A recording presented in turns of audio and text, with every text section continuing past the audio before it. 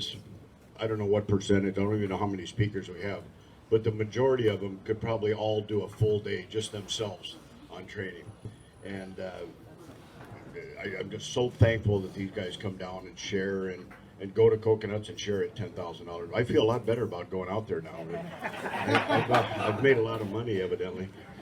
So, as I said, each year I put myself on to speak, and then somebody comes on that I think is better, and I let them replace me. So my friend MJ called me and said he was interested in sharing some things, and I've seen him. He's been at some of the events. We've had a couple beers, but I really didn't know what he was doing. And he said what he did was the right thing. He sent me his income, and he sent me his savings account. And I said, well, I'm out. You guys need to talk to this guy because it's impressive. And I was just talking with his instructor, Chris, and telling me a little bit of your backstory of starting with him as a immigrant. Parents were not too wealthy. You started teaching to make money. You saved the house, and it's a great story. It's a Dan Hart type good thing. That's what we're talking about. So without further ado, MJ, please come up and show these guys what you showed me.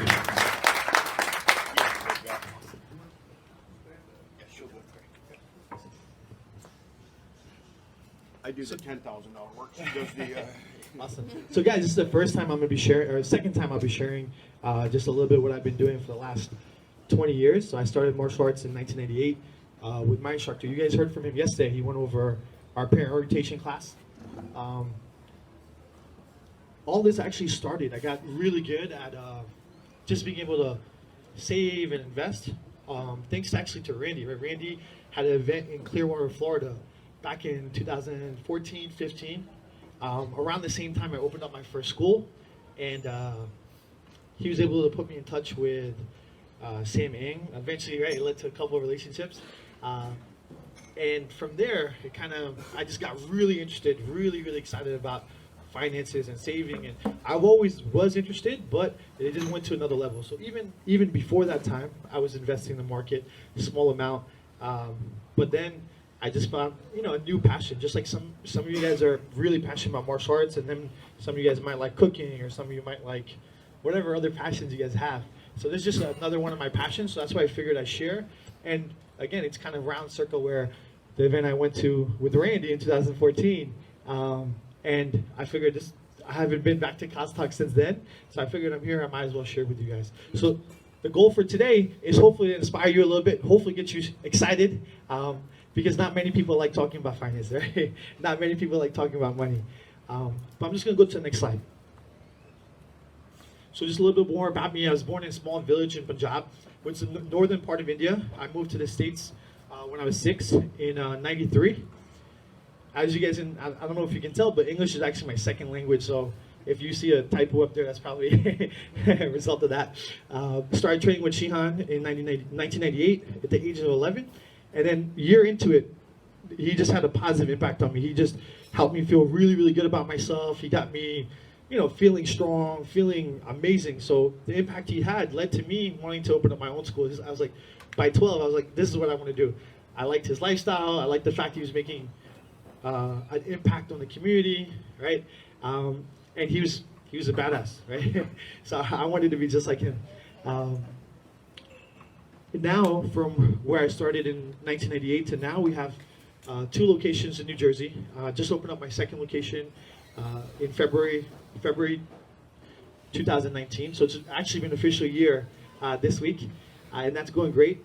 And my model, as far as businesses or martial arts school model, is very small.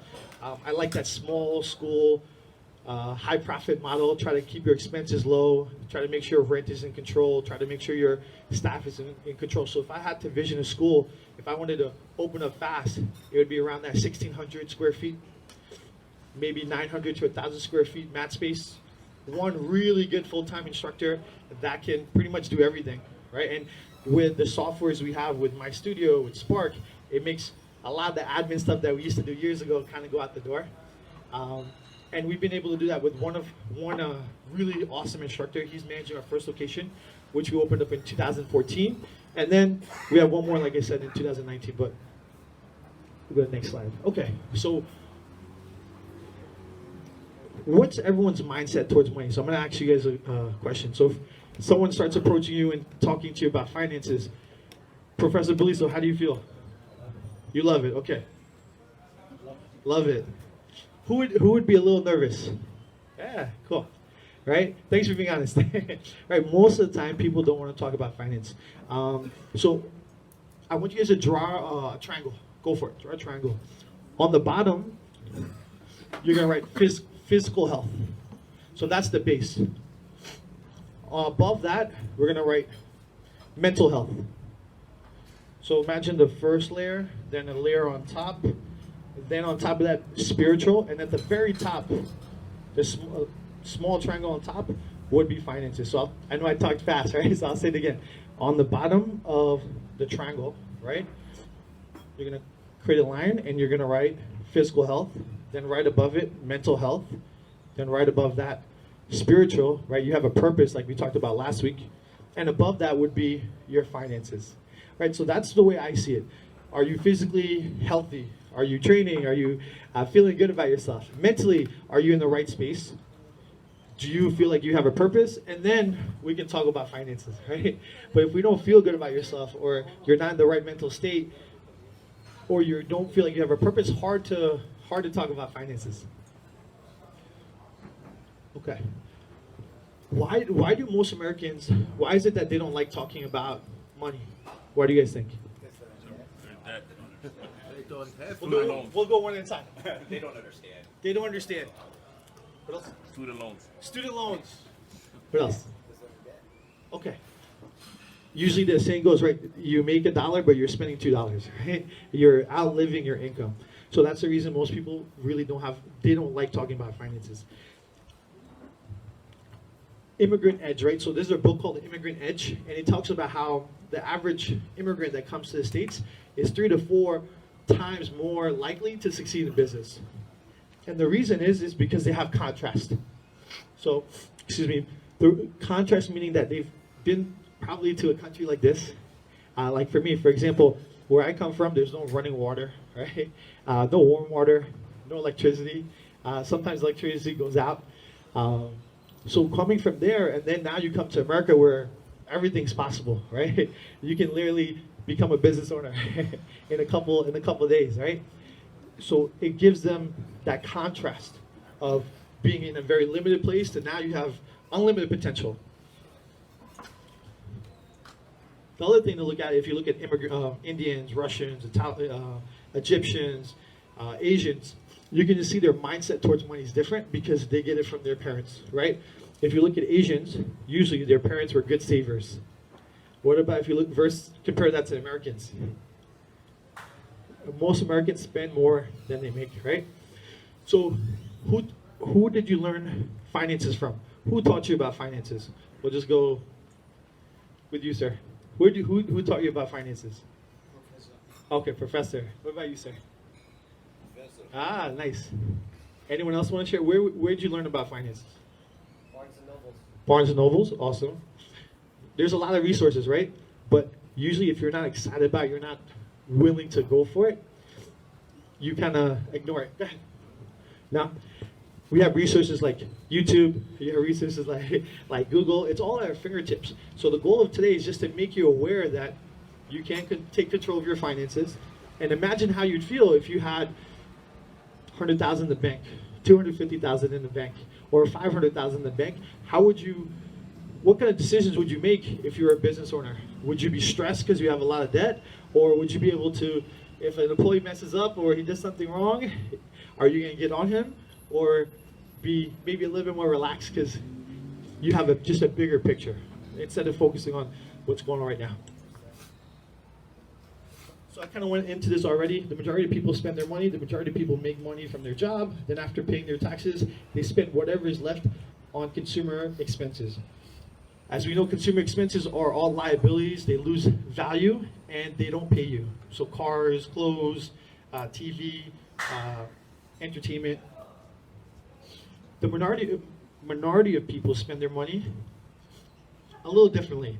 They don't save and invest what's left over after spending on consumer expenses. they spend whatever is left after saving and investing.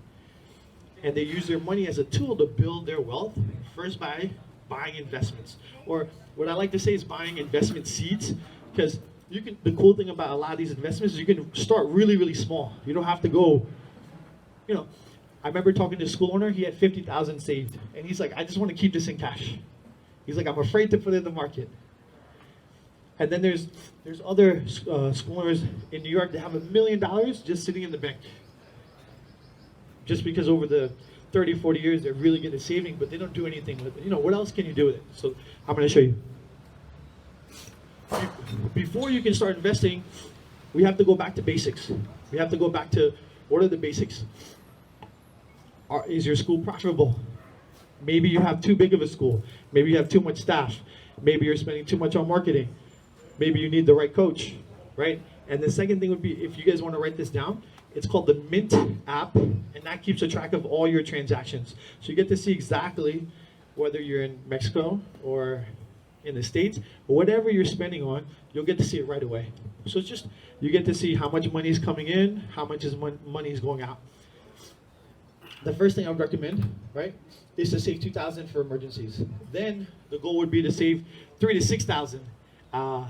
This way, now you have some breathing room, right? If you have nothing saved up and you invest in the market and it goes down, most people, they're natural, they'll panic, they'll sell and take that money out. So instead of doing that first, it's better for you to have a minimum emergency saving account. Then come up with a game plan to pay off all debt. So the best return your money can get you would be paying off credit cards. So if you have any credit card debt, usually that's 18 to 30%. And it's hard to get that anywhere, right? So the first thing would be if your rates are really high on credit card debt, pay that off. Student loans, we try to pay that off. Anything above 5%, you want to try to pay off. If it's like a mortgage, then it's up to you, right? Some schoolers like that peace of mind of having no mortgage, which I think is amazing, right? So I was talking, I think Thule, I hope he doesn't mind me sharing, but he just paid off his house, and I think there's another school owner that just paid off their house. So now you can rest easy, right? You don't have to worry about a mortgage payment. A couple ways to do it, right? It's your personal choice. If some people value that peace of mind over getting a higher return, and I kind of agree with them. So your investment seeds. Every month you want to move over 3 to 10% of your gross income, and this idea comes from the book Profit First, where automatically you're moving money over no matter what. Before you pay your rent, before you pay your employees, before you pay for marketing, a set amount, whether it's 1%, 2%, 3%, but 10%. Think about who grosses your schools, who grosses more than $20,000 a month? Raise your hand. Cool. 30,000. 40,000. Good. 50,000. 100,000. Okay. 1 million. Right, sir? Yes, sir. That type of income is most people don't make, right? We're very blessed, very lucky. If your average school owner opens up, he's going to get to 100 students. He's going to grow somewhere around 20, 30,000. We just have to set it up where you have 10% of your growth moving over, and then you can see wealth building really, really fast. I feel like there's a lot of resources in the martial arts industry from, right, I was able to learn a lot from my instructor, his friends like Roland, having a balance of both, obviously investing and having a great lifestyle, right? How do you do that? You delay, gratify a little bit, right? And then have an awesome coach, Sam Yang, who's really good at if you want to be watching your money, growing your money. But if we can work together as a team, I feel like we can take our industry to the next level, because I feel like school owners would hopefully behave a little bit different. They'll move a little bit differently when they're not worrying about bills. Just same thing Dwayne said.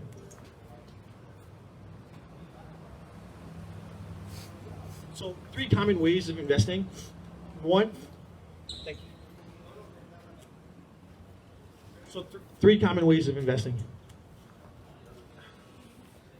I wish I didn't have the cold. So 3 common ways of investing. Obviously, you can buy real estate, hold it for the long run, or you can flip homes, business, you can open up another location depending on staff and capital. Then the last one, usually common, is the stock market, where you can hold and never sell. And I would write down this company called Vanguard. Vanguard is known for helping people to buy and just hold forever. So I know another school owner, he's also an immigrant, and he has a very, very, very high net worth. That's all Vanguard, right? He has about 80% in stocks and about 20% in bonds. The second option is just like you flip homes, you can do short-term trading, actively managing your account where you try to move in and out. And that platform is Fidelity. Fidelity is really good if you want to be an active trader. And that's a combination. The last part would be the combination of both, where you're flipping homes and you have some homes you're renting out. Same thing with stocks, where you're holding some stocks long term and then you're actively trading some of them. Okay, so hopefully this will make a lot of sense to you. How long will it take for you to double your money? If you go to a regular bank, you get 0.05%. It's going to take 138 years for you to double your money. You go to a CD, you get 2.5%. It's going to take 28 years before your money doubles. The stock market, real estate, on average is 8 to 10%. So it takes about 7 years for your money to double. And obviously, if you open up a business, 30% on the low end to 100%, takes about 2.6 years for your money to double. So what would be awesome is if we can have a combination of all of them, right? You already have one or two or more. For a lot of you guys, you already have the business. Now just adding some type of investment seeds. So stock market basics, because that's what I'm really passionate about, really excited about, is sharing with you guys about the market. It's all about the risk you're willing to take, right? Just like it's risky to open up a school. Who's recently just opened up a location? Awesome. 1, 2. How many locations, sir? 2. So this is your second one? Awesome. And how do you feel? Were you excited about it? Nervous about it? Very excited. Very excited. Awesome. What about you? I love it. Love it. Okay, awesome. See, you guys are entrepreneurs, and you guys love taking risk. So that's why I think the stock market can speak to you, because it's all about the higher risk you take, the higher the reward is, right? So, individual, sorry about that. Index funds, ETFs, you're going to get the average return to the market, and for the last 90 years, it's about 8%. Individual stocks are more risky, but you get a higher return. Last year, the return was 30%. Year before was minus 5%. The year before that was 19%. So the last 10 years have been really, really awesome. Probably on average about 15, 18% you can grow your money. Obviously, there'll be a time when it drops hard, it comes back up. But if you're in the longer you're in the market, the more your money, the more your income and your net portfolio will grow. So this is a really cool rule. Again, the stock market basics, it's a 4% rule. 4% just means that, let's say you have $1 million in your portfolio, you can take out 4% and be okay, because on average, the market grows about 8%. So you can literally just take out the interest and let your portfolio sit there, do its thing, a combination of stocks and bonds. So I want you guys to do the math. Think about how much it would take you a year, how much your living costs. I want you to write it down. Go for it. How much money do you need to live, or how much money are you spending? Kind of like the per diem per day, but for the whole year. Is it 100,000? Is it 120,000? Is it 200,000? Based on that, I'm going to just give you an example. So for me, if I'm going to spend $10,000 a month, times that by 12, it's 120,000. That means if I can build a portfolio of 3 million, then it'll stay consistent, and I'll still be able to pull the interest out, and then maybe I pass that on to my kids. I'm just giving you an example of how you can set up where the 4% rule, by the time you retire, you can live on those assets and not have to worry about working or anything like that. So that would be a long-term goal. Cool. This I'm sure you guys are aware of. So tax savings and bless you, retirement planning. There's a lot of options here, but for the U.S., you have obviously your 401k, For small businesses, you have a SEP IRA. If you're just an employee, you can definitely make sure your employees take advantage of a traditional IRA. Another good one for small business owners is a Roth Ira. I'm just going to run through these. There's something called the HSA, which is a healthcare plan, and you can just put money towards it. You save on taxes, and you can use it towards your medical expenses. There's one for kids. Who currently is saving and investing in the market? Cool. Awesome. One thing to think about is you could also open up retirement accounts for your spouse and for your kids. So imagine you do a Vanguard ETF for your child, right? How's your son and daughter, sir? 8 and 11. So hopefully maybe they retire by 55, right? Maybe 65, maybe 50, however. But if you start a fund for them now, they have another 50 years to go, right? They're 8 by 58. It's the compound effect of those 50 years because you started so early, that's going to give them a huge return. So it's not saying, they say, when's the best time to start investing? It's either now or before. The sooner you start, the better it is. And for kids, you can put a small amount and let it compound over time. And they should be super thankful because you started such a long time ago. Okay. Any questions before I go on to the next one? Any questions, guys? Cool. I have like 3 minutes left, so I'm going to rip through this. So 9 steps to reaching millionaire status in the market. This is something I got from my coach outside of the industry. Obviously, I work with Sam as well, and I have another coach outside the industry that shared this with me. So it takes, on average, if you want to get to that status, about 10 to 20 years. Step 2, you want to deposit fresh money into your account twice a month. And that goes back to that personal finances of what's your school grossing, right? Because the incomes we make, most people don't make. How much of that income are you actually saving and moving over every month? Having emergency savings and checking account. The goal is never to take money out. So we all heard stories, hey, I opened up an IRA, I got into trouble and I had to take it out, right? So we want to have enough emergency savings. That doesn't happen because we're shooting for a big goal. We're shooting to have $1 million in our account. Number 4, you want to have a mix of growth and value stocks at the same time. So growth stocks would be companies you really believe in the long run. Maybe it's a Tesla, maybe it's an Uber, something that you think is going to be here, and they have a lot of growth ahead of them. Then other value stocks might be like Disney, Apple, that are already established and they're paying a dividend. Number 5, always reinvest the gains. So if you're getting dividends, you have the option where you can just keep buying more. And that's that whole strategy of holding long term that Vanguard does. Step 6, you want to hold stocks for over 365 days if possible, because then it's taxed at 15% versus your current income bracket. So hypothetically, if you're actively trading, Jeff, if you're actively trading, whatever your tax bracket, maybe you're paying, you said 40% yesterday, right? So if you made 10,000 on the trade, four grand just went to taxes, and you kept 6. But now if you held that for a full year, 365 days plus 1, you'd be taxed 15%. So 10 minus 1,500, you're at 8,500 versus before you're at 6. So there's a lot of benefits to obviously doing both, right? It's a lot of the market is about timing. But if you can invest in companies you believe in the long run, it doesn't matter when you sell it, whether you sell it now or later on.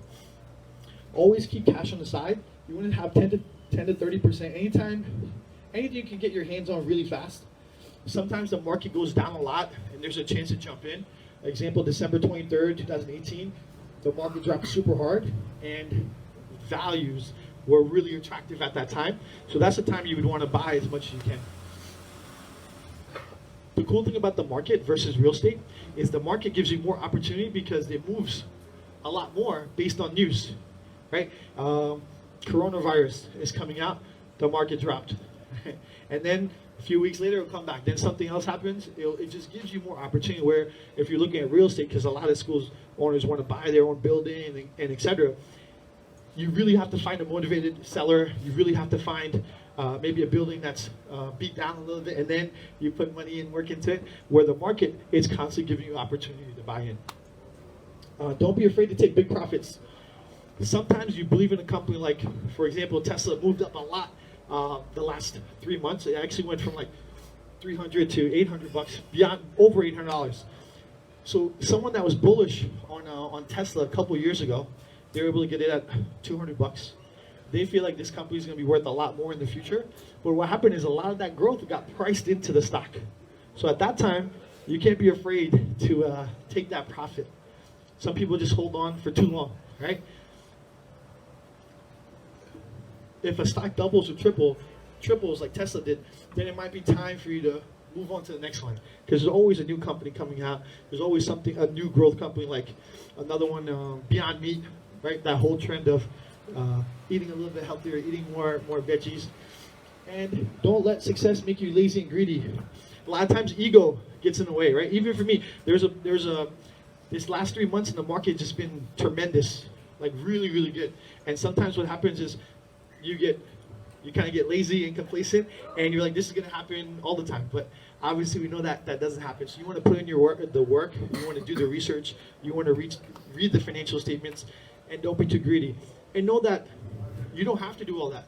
You could just buy an index fund in Vanguard and let it do its thing, and you focus on building your school, having an awesome team, focusing on your physical body, your health, you having a purpose spiritually.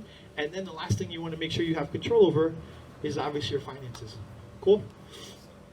Last one slide. If you guys have any questions, let me know. You can find me on Facebook. I'll be happy to connect with you guys. And again, I'm really humble to share with you because there's some really high level school owners, right? These are the guys that I looked up to. Remember, I've been in the martial arts industry for the last 22 years. So I grew up at 12, 13, looking up to these guys, taking notes and learning from you. So this is a unique opportunity for me to share something I'm really passionate about.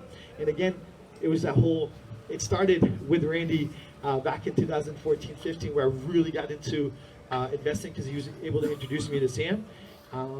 So I want to thank you guys for listening and paying attention. Thank you so much.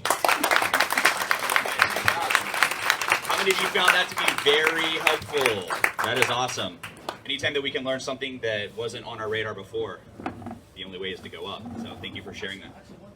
Oh, he's got a bonus tip. So one last thing is, imagine having another location without having a location. So imagine you having enough income, the same income you make from your school. How can you make that outside without employees, without paying rent or anything like that? And one way is investing in the market or real estate. So I was able to do a little bit of that the last couple of months. That's awesome. Thank you, sir. All right, guys, we're going to take a quick 10 to 15 minute break. When we come back, we've got Clayton.